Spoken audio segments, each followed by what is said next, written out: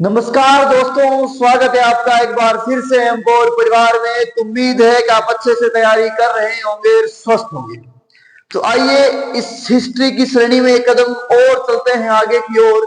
तो मैंने पिछले अध्याय में या पिछले वीडियो में मैंने आपको बताया था कि किस प्रकार हिंदू धर्म का उदय हुआ या फिर हिंदू धर्म के बाद मंदिरों की निर्माण शैली कैसी आई। अब हमारा एक बहुत इंपॉर्टेंट टॉपिक है कि सर उस समय के जो साक्ष्य मिले थे, क्या उन साक्ष्य को हम सही से समझ पा रहे तो किस आधार पर समझ पा रहे, या फिर नहीं समझ पा रहे तो उसके मध्य में समस्याएं क्या आ रही है। तो उसके बारे में आज हमें क्या करनी है, चर्चा करनी है। तो आइए चर्चा करते हैं सर। तो साक्ष्य व उनकी समझ, अगर साक्ष्य व उनकी समझ की बात करूं बेटा, तो यहां तक आते आते हमने क्या चीज देख ली, हमने ये चीज देख ली कि हमें कौन कौन से साक्ष्य मिले, और इन साक्ष्यों के आधार पर देखो,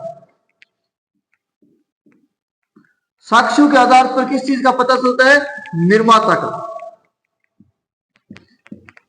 कि सर इसका निर्माण किसने किया सर। अच्छा ठीक है सर। अब क्या हुआ, धीरे धीरे विकास हुआ, कई चीजों का विकास हुआ। तो हमने इनको समझने के लिए एक बड़ा शानदार सा प्रयोग किया। देखो आगे मैं आपको बताऊंगा। तो कुल मिलाकर बात यहां तक ये है सर कि साक्ष्यों से हमें यह पता चल जाता है कि कब बनी वे, किसके द्वारा बनाई गई, तथा इसके साथ थोड़ा बहुत ये भी पता चलता है कि इसका उद्देश्य क्या है। देखिए मैं आपको एक चीज बताता हूं। इतिहास का वैसे वास्तव में अर्थ तो यह होता है कि ऐसा ही था, मानो कि जो बताया जा रहा है वैसा ही था। लेकिन वास्तविकता यह है कि इतिहास वो है जितना हमें पता है। कई ऐसी चीजें हैं जो मन गढ़ंत होती है। देखो मैं आपको बता दूं, सपोज कीजिए किसी पुराने अभिलेख की बात करें, एक 100 साल पहले का अभिलेख मिला और दूसरा अभिलेख उसके 100 साल बाद का, इसके दोनों के बीच में गैप कितना है, 100 साल का। तो सर इसके बीच का इतिहास कैसे पता चलता है? ये इतिहासकारों की कल्पना मात्र से बनाया जाता है। ध्यान से सुनिएगा, लेकिन ऐसा नहीं कि इनकी कल्पना व्यर्थ या झूठी थी। ये कल्पनाएं कई साक्ष्यों को सामने रखकर की गई कल्पनाएं थी। तो आइए हम चर्चा करते हैं इसकी। सर परिचित से अपरिचित को जानने की मतलब क्या है? अभी बताता हूं। यहां पर क्या हुआ कि जैसे ही धीरे धीरे 18वीं 19वीं सदी में यूरोपीय जो विद्वान थे वो हमारे इस संस्कृति के बारे में जानने के लिए जो भारत आए थे, उन्होंने क्या किया, उन्हें जब यहाँ की मूर्तियां मिली, जैसे अगर मैं बात करूं तो हिंदू मूर्तियां जब इन्हें मिली, और अपने हिंदू मूर्ति में क्या होता है, अब हम देख सकते हो जब हम माँ दुर्गा की पूजा करते हैं तो दुर्गा की पूजा में हमें देखने को चीज मिलती है कि सर उनके 8 हाथ बताए जाते हैं। कई बार हमें ईश्वर के 10 सर बताए जाते हैं। हम ब्रह्मा की पूजा करते हैं, 3 सर की पूजा करते हैं। और हम नरसिंह की पूजा करते हैं तो आधा शरीर नर का होता है, आधा सिंह का होता है। तो हमारी ऐसी मूर्तियां और हमारी परंपरा ऐसी है, और हमारी ईश्वर के प्रति आस्था भी इस प्रकार की है, और हमने जन्म से लेकर आज तक ऐसी कहानियां भी पढ़ी। तो यहां पर कुछ ऐसा ही था। लेकिन जब ये लोग इनके बारे में जानने के लिए उत्सुक हुए, या फिर ये मूर्तियां जब इन्हें मिली, इन्हें ये लगा कि ये क्या है, ध्यान से सुनिएगा, इन्हें विकृत मूर्तियां लगी।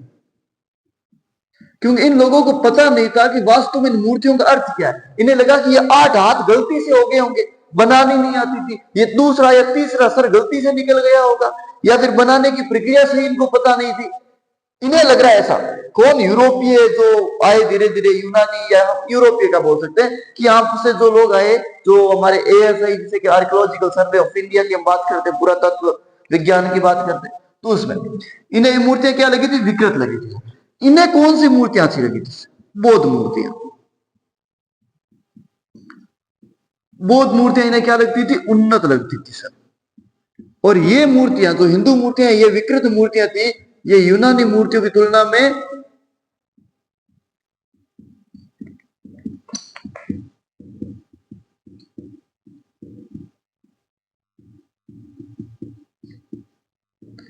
समझ गए, यूनानी मूर्तियों की तुलना में क्या लगती थी, निम्न लगती थी। और बौद्ध मूर्तियां इन्हें उन्नत लगती थी। क्यों सर बौद्ध मूर्तियां उन्नत क्यों लगती थी? क्योंकि ये यूनानी परंपरा से प्रभावित थी।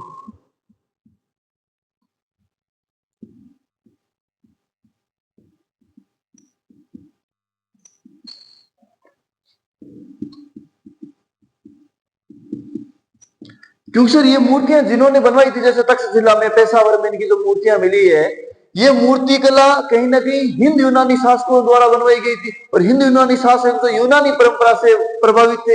इसलिए देखो भाई, सीधी सी बात है, आप एक बार सोचो, आप किसी गांव में जा रहे हो, आपने कोई चीज देखी, आपको सब कुछ वहां पर अजीब लग रहा है, क्योंकि आपने उनको पहली बार देखा।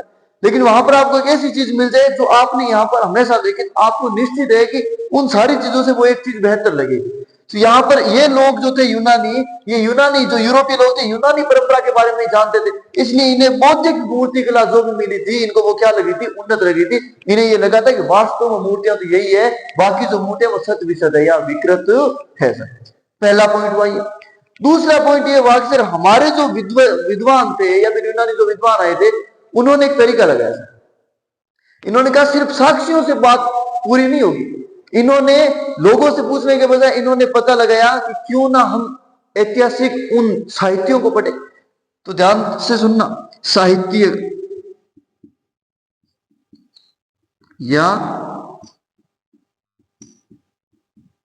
लिखित साक्ष्य की बात करते हैं। तो इन्होंने लिखित साक्ष्य पढ़ना शुरू किया कि सर कोई मूर्ति मिली, हम इसके पीछे की कहानी जानते, इसकी कथा पढ़ते ताकि हमें इसके बारे में पूरा पता चल सके। ये मैंने बौद्ध मूर्ति कला में भी आपको समझाया था। यहाँ पर भी यही चीज है, लेकिन सर इसमें भी समस्या थी। क्या समस्या थी सर? समस्या ये थी कि कुछ मूर्तियां तो मिल गई लेकिन उनकी रचना नहीं मिली सर, और कुछ रचनाएं मिल गई लेकिन उनकी मूर्तियां नहीं मिली।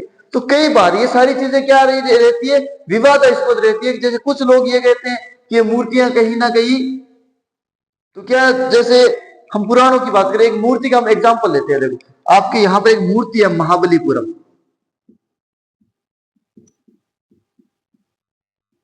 देखो कुछ साल पहले, शायद 2019 या 20 के प्री का क्वेश्चन है, 20 का क्वेश्चन है सर, 20 या 21 का क्वेश्चन है, यूपीएससी प्री का क्वेश्चन है। आप ये मत सोचना कि एनसीईआरटी यहां तक काम आती है।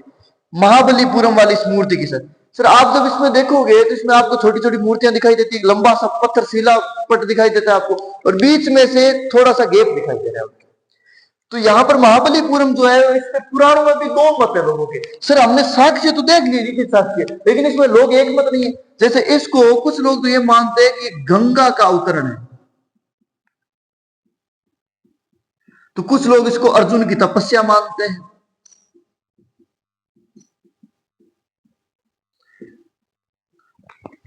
जो बीच वाला गैप है, कुछ लोगों ने कहा कि यहां से गंगा निकल रही है, और किसी ने कहा कि यहां पर अर्जुन जो है वो दिव्यास्त्र प्राप्त करने की तपस्या कर रहे हैं। तो देखो पहला हमने देखा कि हिंदू मूर्तियां जो थी इनको विकृत लगी, क्यों गए यूनान की तुलना में इन्होंने इसको निम्न बताया था, क्योंकि इसे परिचित नहीं थे। वजह क्या थी? परिचित नहीं थे।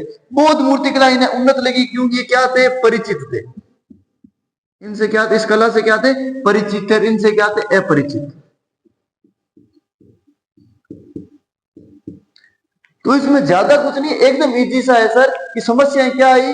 समस्या ये आई कि सर ये लोग पूरी तरीके से उनके बारे में जानते नहीं थे, उनको विकृत बता दिया क्योंकि ये उनसे परिचित नहीं थे। जब इन्होंने बौद्ध मूर्तियों की खोज की थी, ये उन्हें उन्नत लगी क्योंकि यूनानी परंपराओं से क्या थे? परिचित थे। उसके बाद हमने साहित्यिक, लिखित साहित्य की बात की, तो इसमें समस्या ये आती है बेटा, इसमें कुछ साहित्य एक जैसे नहीं है, सिमिलर नहीं है सर। मतलब एक पुराण में कुछ लिखा है, दूसरे में कुछ लिखा है। जैसे एग्जांपल आपके महाबलीपुरम की वो मूर्ति जिसमें कुछ लोगों ने इसको अर्जुन की तपस्या बताया, तो किसी ने गंगा का अवतरण बताया। तो ये हुआ आपका पहली किताब का चौथा चैप्टर पूरा। मुझे उम्मीद है कि अच्छे से समझ आया होगा। अगर आप इस वीडियो से शुरुआत करें तो आपसे रिक्वेस्ट रहेगी या सलाह रहेगी कि आप पीछे वाले वीडियो जरूर जाके देखें, ताकि आपको पूरा चैप्टर समझ आ सके। तो यहां से पढ़ लीजिए इसको, अगर लिखना चाहे तो लिख भी लीजिए, चैप्टर पूरा हुआ। तो देखिए आगे मैं जल्दी ज्योग्राफी और कुछ और सब्जेक्ट्स भी शुरू करने वाला हूं। तो इसके बाद आप बता सकते हैं कि सर अब आप ये चैप्टर शुरू कीजिए, ये टॉपिक हमें समझाइए। कमेंट बॉक्स में जरूर अपनी राय दे सकते हैं।